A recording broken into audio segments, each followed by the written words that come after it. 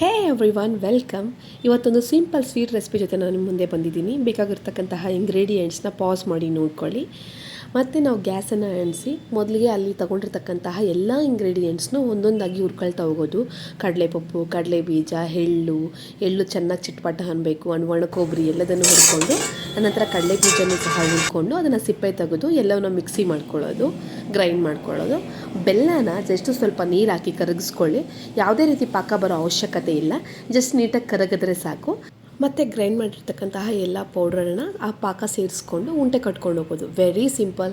ನೀವು ಮಹಾಶಿವರಾತ್ರಿ ಹಬ್ಬದ ದಿನ ಇಲ್ಲ ಯಾವುದಾದ್ರೂ ನೈವೇದ್ಯಕ್ಕೆ ಇಡಬೇಕು ಅಂದರೆ ಈ ರೀತಿ ಸಿಂಪಲ್ ತಂಬಿಟ್ಟನ್ನು ಮಾಡ್ಕೊಬೋದು. ಟೇಸ್ಟ್ ವೈಸು ಸೂಪರಾಗಿರುತ್ತೆ ಆ್ಯಂಡ್ ಹೆಲ್ತ್ ವೈಸು ಅಷ್ಟೇ ತುಂಬ ಬೆನಿಫಿಟ್ಸ್ ಇದೆ. ಬಿಕಾಸ್ ಒಣ ಕೊಬ್ಬರಿ, ಎಳ್ಳು, ಕಡಲೆ ಬೀಜ, ಕಡಲೆಪಪ್ಪು, ಏಲಕ್ಕಿ, ಗಸಗಸೆ ಎಲ್ಲವನ್ನು ಸೇರಿಸಿರೋದ್ರಿಂದ ರಿಚ್ ಪ್ರೋಟೀನ್ ಲಡ್ಡು ಅಂತಲೇ ಹೇಳ್ಬೋದು. ಮಕ್ಕಳಿಗೆ, ಮನೆಯವ್ರು ಎಲ್ಲರೂ ಸಹ ತಿನ್ಬೋದು. ಎಲ್ಲರೂ ಒಮ್ಮೆ ಟ್ರೈ ಮಾಡಿ ಅಂತ ಹೇಳ್ತಾ please subscribe and thank you.